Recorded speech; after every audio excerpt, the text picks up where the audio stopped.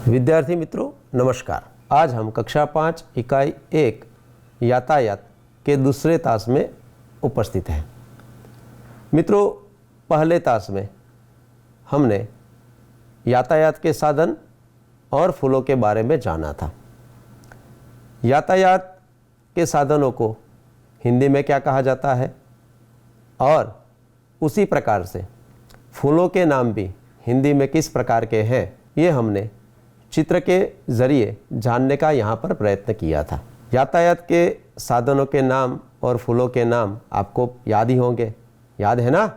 हाँ, आइए एक बार उसे दोहरा कर हम आगे बढ़ते हैं। क्या आप फिर से देखना चाहेंगे?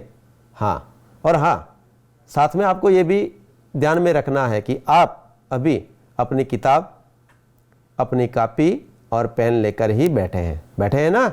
अगर नहीं बैठे हैं तो अपनी कॉपी और पेन और किताब लेकर बैठ जाइए। तो देखते हैं कि पहले तास में हमने यातायात के किन किन साधनों के नाम या किन किन साधनों के बारे में जाना था। इससे तो आप भली भांति अवगत है ना? तो क्या कहेंगे इसको? हाँ, बढ़िया, इसको कहेंगे साइकिल। तो आपको मेरे साथ बोलना भी है और अपनी कॉपी में लिखना भी है, साइकिल। और ये वाला, हाँ, यह है स्कूटर, यह है स्कूटर। और हाँ, इसको तो आप अच्छी तरह से जानते हैं और इसको कहेंगे मोटर साइकिल, मोटर साइकिल। और ये वाला, ये यातायात का कौन सा साधन है, इसका नाम क्या है? हाँ, इसको कहते हैं रिक्शा। लेकिन हमें ये भी ध्यान में रखना है कि रिक्शा हम किस प्रकार से लिखते हैं या हमें किस प्रकार से लिखना चाहिए। और इसे क्या कहते हैं? हाँ, तो ये है कार। ये कौन सा साधन है? यह है ट्रक। हाँ, ये बस है, बढ़िया।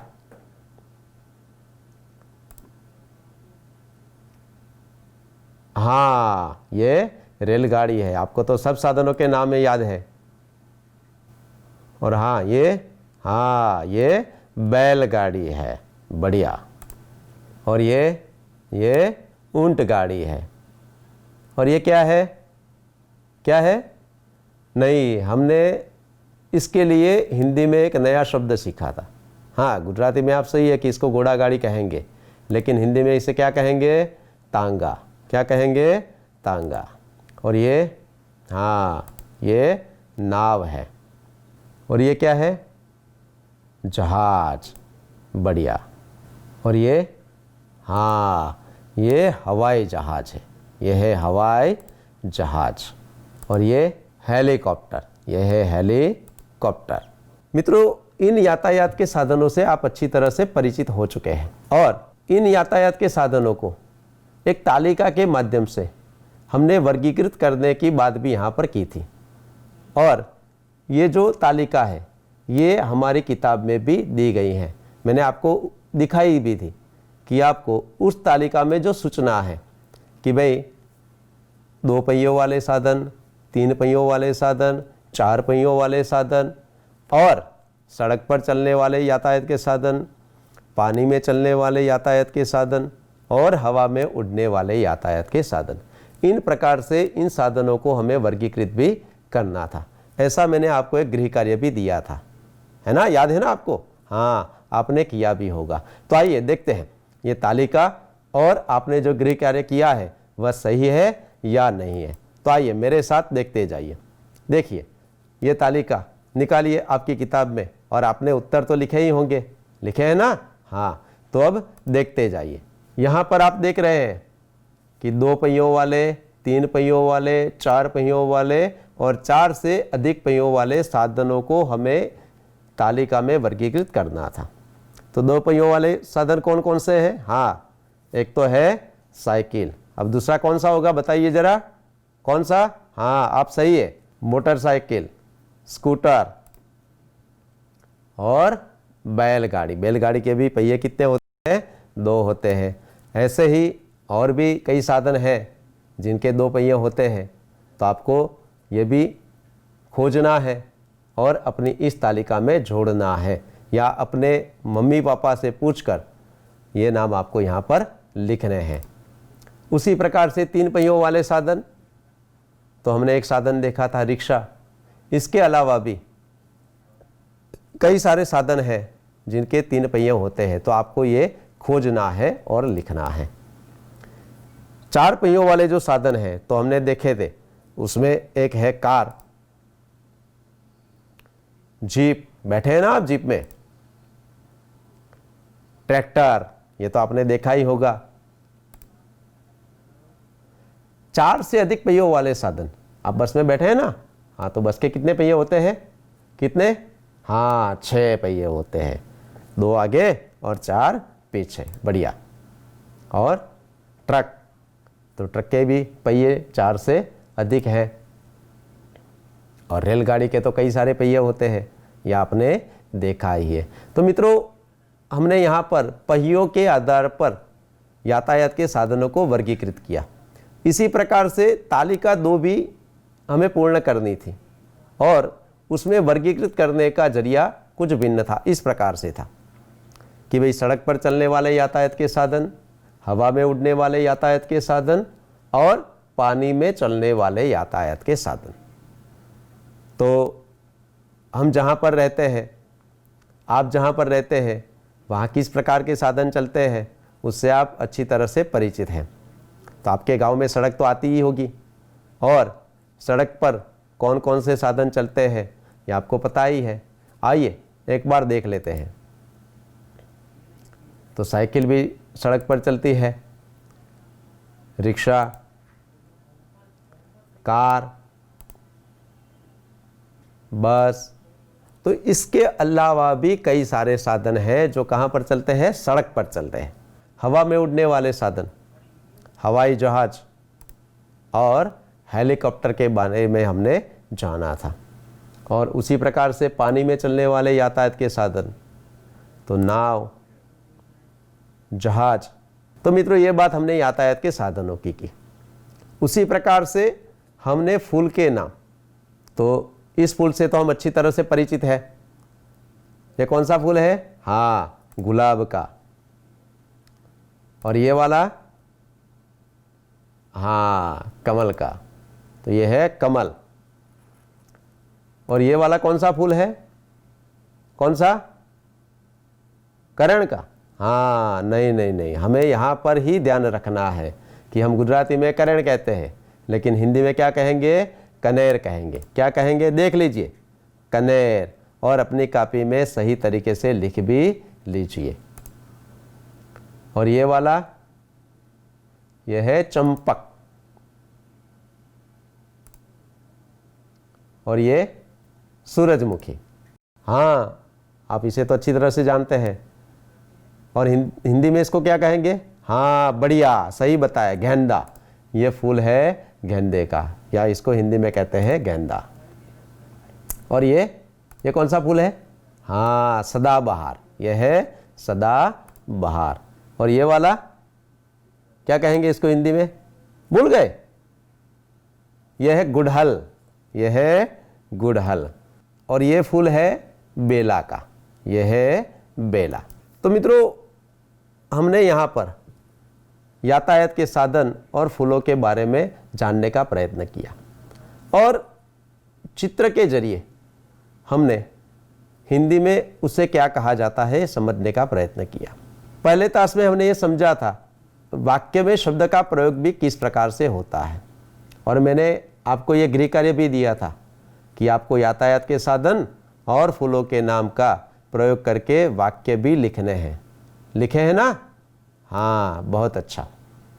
मित्रों, हम हिंदी में ही वार्तालाप करें, यह हमारे लिए आवश्यक है। और अगर हमें हिंदी में बोलना है तो इस प्रकार के जो भी शब्द हैं उनको हिंदी में किस प्रकार से बोला जाए, यानी कि रोजमर्रा की जो शब्दावली है, रोजमर्रा के व्यवहार में जिन शब्दों का प्रयोग होता है उन्हें हम किस प्रकार से बोलते हैं, ये समझना हमारे लिए बहुत ही आवश्यक है। और चित्र के जरिए हम पहले बोलना सीखे मतलब हिंदी में बोलना सीखे, और उसके बाद हिंदी में ही उसका लेखन भी हम अच्छी तरह से कर सकें। इस इकाई के जरिए हमें हमारे अभिव्यक्ति कौशल को विकसित करना है, यानी कि जितना भी हो सके ज़्यादा से ज़्यादा हिंदी में हमें क्या करना है, वार्तालाप करना है, ताकि हम अच्छी तरह से हिंदी में बातचीत करना सीख जाए। और हिंदी में बातचीत करने के लिए हमें इन शब्दों को, यानी कि इन साधनों को, इन फूलों को, या इस प्रकार के जो भी शब्द हैं हिंदी में क्या कहा जाता है, ये हमें पता होना ही चाहिए। तो मित्रों, हमने यहाँ पर ये जाना। आइए आज हम इसी प्रकार से चित्र निदर्शन के जरिए एक कहानी के बारे में जानेंगे। कहानियाँ तो आप सबने सुनी होगी, सुनी है ना? हाँ, कौन कौन सी सुनी है, कोई बताएगा? हाँ, कौन सी?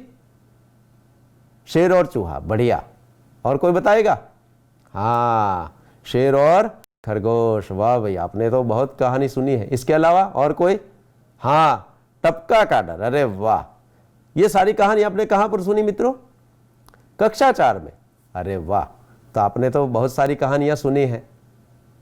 तो ऐसी ही एक कहानी आज हम यहाँ पर पढ़ेंगे, लेकिन हमें ध्यान ये रखना है कि कहानी सिर्फ और सिर्फ चित्र के जरिए हमें पढ़नी है, यानी कि यहाँ पर कहानी के चित्र ही दिए गए हैं और चित्र के जरिए ही हमें इस कहानी का कथन और उसके बाद लेखन करना है। तो आइए देखिए ये कहानी कौन सी है, उसके चित्र देखते हैं। मित्रों, यहाँ पर आप देख रहे हैं कि आपको यहाँ पर 6 चित्र दिखाई दे रहे हैं और चित्र को देखकर तो आप ये इस कहानी को पहचान ही गए होंगे, सुनिए ना? हाँ, आज ये कहानी हमें हिंदी में ही लिखनी है। देखिए और सूचना पढ़िए। सूचना क्या है विद्यार्थी मित्रों? चित्र को देखते हुए चित्र के आधार पर कहानी लिखिए। और यहाँ पर जो 6 चित्र दिए गए हैं उनको हमें देखते जाना है।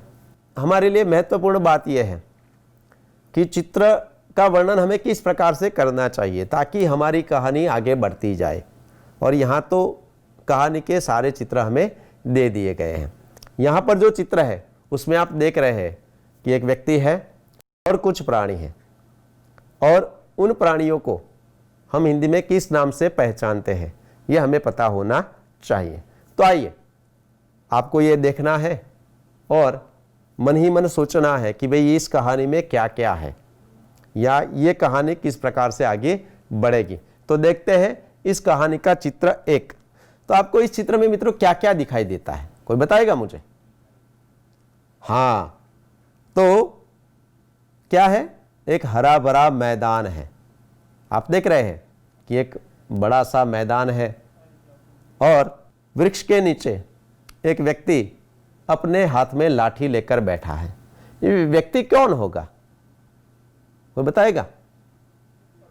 हाँ, क्या? घुआड़। हाँ मित्रों, आप सही है, लेकिन हम यहाँ हिंदी में बात कर रहे हैं तो आपको ये भी ध्यान रखना है कि हम गुजराती में तो इसे गोवाड़ कहते हैं, हिंदी में इसे क्या कहेंगे? तो हिंदी में इसे कहा जाता है चरवाहा। क्या कहेंगे? चरवाहा। अच्छा, तो एक चरवाहा पेड़ के नीचे बैठा है। और क्या है? तो कुछ पशु हैं। कौन से पशु हैं, पहचानते हैं आप? हाँ, बताइए बताइए। बकरी, बढ़िया। तो यहाँ पर हमें क्या दिख रहा है? बकरी दिख रही है। और भी एक पशु है, ये कौन सा प्राणी है? कौन सा? गेटू। हाँ, हम गुजराती में इसे जरूर गेटा कहते हैं, गेटू कहते हैं, लेकिन हिंदी में इसके लिए कौन सा शब्द प्रयोग करेंगे ये हमें पता होना चाहिए। तो इसको मित्रों हिंदी में कहते हैं भेड़। क्या कहते हैं? भेड़। तो यहाँ हम देख रहे हैं कि इस चित्र में बड़ा सा मैदान है, कई सारे वृक्ष है, घास भी है, एक व्यक्ति यानी कि जिसको हम कहते हैं हिंदी में चरवाहा, वह पेड़ के नीचे बैठा है। उसके हाथ में एक क्या है? लाठी है। क्या कहेंगे? उसके हाथ में लाठी है और उसके सामने कई सारी भेड़ और बकरियां चारा चर रही है। तो मित्रों ये कहानी का पहला चित्र है और इसका जिस प्रकार से हम वर्णन करना चाहे और ज़्यादा से ज़्यादा हम कर सकते हैं। इसको इस प्रकार से भी हम कह सकते हैं कि भाई चित्र में एक व्यक्ति है, चरवाहा है, लेकिन चरवाहा कितने हैं? एक चरवाहा है। बकरी है, लेकिन कितनी बकरी है? 2 बकरियां हैं। कितनी है? 2 बकरियां हैं। भेड़ है, लेकिन भेड़ कितनी है? तो 3 भेड़ हैं। इस प्रकार से भी हम इस चित्र का वर्णन करके लिख सकते हैं या अपनी बात प्रस्तुत कर सकते हैं। तो मित्रों, ये कहानी का पहला चित्र था। आइए अभी इस कहानी का ये दूसरा चित्र हम यहाँ पर देख रहे हैं। पहले चित्र में जो भी हमें दिखाई देता था वही का वही दृश्य हम यहाँ पर देख रहे हैं, लेकिन उसके बावजूद कुछ बदलाव यहाँ पर हमें स्पष्ट दिखाई दे रहा है। पहले चित्र में हमने देखा कि भाई चरवाहा बैठा हुआ था, पेड़ के नीचे बैठा हुआ था, लेकिन यहाँ पर आप ध्यान से देखेंगे तो चरवाहा कुछ और स्थिति में है। क्या कर रहा है चरवाहा? हाँ, खड़ा हो गया है और खड़ा होकर वह किसी को आवाज लगाता है, ऐसा लगता है, या कुछ चिल्ला रहा है, ऐसा हम कह सकते हैं। तो यह है चित्र 2। चित्र 3 में आप देख सकते हैं कि पहले तो चरवाहा अकेला था, उसकी भेड़ बकरियां चारा चर रही थी या उसकी भेड़ बकरियां घास चर रही थी। अब चित्र 3 में हम देख रहे हैं कि चरवाहा वहीं मैदान पर अपनी भेड़ बकरियों के साथ है, लेकिन उसके सामने कुछ लोग खड़े हैं और उनके हाथ में कुछ न कुछ हथियार है। किसी के हाथ में लाठी है, किसी के हाथ में कुल्हाड़ी है। इस प्रकार के साधन हम उनके हाथ में देख रहे हैं। तो ये लोग यहां पर क्यों आए होंगे, और हां, ये साधन लेकर क्यों आए होंगे, तो ये भी हमें सोचना चाहिए। और चरवाहा उनके साथ कुछ बात करता हुआ हमें दिख रहा है ना। चरवाहा से वे लोग कुछ पूछ रहे हैं और चरवाहा कुछ बता रहा है। अब देखते हैं कहानी का चित्र नंबर 4। तो आप देख रहे हैं कि जो लोग चरवाहा से बात कर रहे थे वे लोग अब गांव की ओर वापस जा रहे हैं, यानी कि पीछे मुड़ गए हैं, और चरवाहा उनको देखते हुए मंद मंद हंस रहा है ना। चरवाहा मंद मंद हंस रहा है और गांव के लोग वापस जा रहे हैं। तो ऐसा क्यों हुआ होगा, ये भी हमें जानना चाहिए। तो यह हम पूरी कहानी जब पढ़ेंगे या कहानी के बारे में हम जानने का प्रयत्न करेंगे, तब देखेंगे कि भाई ऐसा क्यों हुआ होगा। ये कहानी का चित्र 5वां है, और इस 5वें चित्र में आप देख रहे हैं कि भाई पहले वाले चित्र में जो प्राणी थे, चरवाहा था, इनके अलावा एक और प्राणी हमें दिखाई दे रहा है। ये कौन सा प्राणी है, पहचानते हैं? हाँ, ये बाघ है। ये कौन सा प्राणी है? बाघ है। अब सोचिए कि भाई चरवाहा के सामने कौन आ खड़ा है? बाघ आ खड़ा है। अगर हमारे सामने बाघ आ जाए तो हम क्या करेंगे? सोचिए, आपके सामने अगर बाघ आ जाता है तो आप क्या करेंगे? डर जाएंगे, भाग जाएंगे, छिप जाएंगे, या किसी को मदद के लिए बुलाएंगे? क्या करेंगे आप? चरवाहे ने क्या किया होगा? तो हम देख रहे हैं कि चरवाहा फिर से चिल्लाता हुआ या किसी को आवाज दे रहा है, ऐसा लगता है। क्या चरवाहे की आवाज सबने सुनी होगी? और क्या हुआ होगा कि भाई बाघ वहां से वापस चला गया होगा? तो देखते हैं अगला वाला चित्र। और आप देख रहे हैं कि यह कहानी का आखिरी चित्र है। अरे, यह क्या हो गया? अब चरवाहा कहाँ है? कहाँ है? हाँ, पेड़ के ऊपर चढ़ गया है। वह क्यों पेड़ के ऊपर चढ़ गया होगा? तो हमने अभी कहा कि भाई एक नया प्राणी, कौन सा प्राणी? हाँ, बाघ वहां पर आ गया था, और डर के मारे अपनी जान बचाने के लिए चरवाहा कहाँ गया? पेड़ के ऊपर चढ़ गया है। और हम देख रहे हैं कि बाघ ने सारी भेड़ बकरियों को भी मार डाला है। मित्रों, हमने यहां देखा कि चित्र नंबर 2 और चित्र नंबर 5 दोनों में चरवाहा चिल्ला रहा है, और चित्र नंबर 2 के अनुसार जब चरवाहा चिल्लाता है तो गांव के लोग तुरंत उसकी मदद के लिए दौड़ आते हैं। लेकिन जब 5वें चित्र में चरवाहा चिल्लाता हुआ दिखता है तो कोई भी उसकी मदद के लिए नहीं आया। तो ऐसा क्यों हुआ होगा, आप बताएंगे क्यों हुआ होगा ऐसा? तो आइए अब हम पूरी कहानी सुनेंगे, यानी पूरी कहानी जानने का प्रयत्न करेंगे कि भाई ऐसा क्यों हुआ। तो कहानी सुनना तो आपको बहुत पसंद है, तो आइए सुनते हैं कहानी चरवाहा और बाघ। एक छोटा सा गांव था। गांव के आसपास मैदानी प्रदेश, पर्वत और जंगल था। गांव के लोग बड़े तौर पर पशुपालन करते थे। इस गांव में जगत नाम का एक चरवाहा रहता था। वह हर रोज अपनी भेड़ बकरियों को गांव से बाहर अलग अलग जगह पर चारा चरवाने ले जाता था। वैसे ही एक दिन वह अपनी भेड़ बकरियों को जंगल के पास वाले मैदान में लेकर गया। भेड़ बकरियां मज़े से चारा चर रही थीं और दोपहर का वक्त भी हो चुका था। जगत वहाँ पर अकेला बैठा था। तो बैठे बैठे उसके मन में एक विचार आया। उसको एक शरारत सूझी और वह मन ही मन मुस्कुराकर सोचने लगा कि आज तो मैं गांव वालों को मूर्ख बनाऊंगा। और वह अपनी जगह पर खड़ा हो गया और जोर जोर से चिल्लाने लगा, बाघ आया, बाघ आया, बचाओ बचाओ। जगत के चिल्लाने की आवाज़ सुनकर गांव के कई लोग इकट्ठा हो गए। हथियार लेकर जगत को बचाने वे उसके पास आ गए। वहां आकर उन्होंने देखा तो कोई बाघ नहीं था और जगत तो शांति से पेड़ के नीचे बैठा था। वह उन लोगों को देखकर हंसने लगा। तो गांव लोगों में से एक ने पूछा, अरे जगत, तुम तो बाघ आया कहकर चिल्ला रहे थे, कहाँ है बाघ?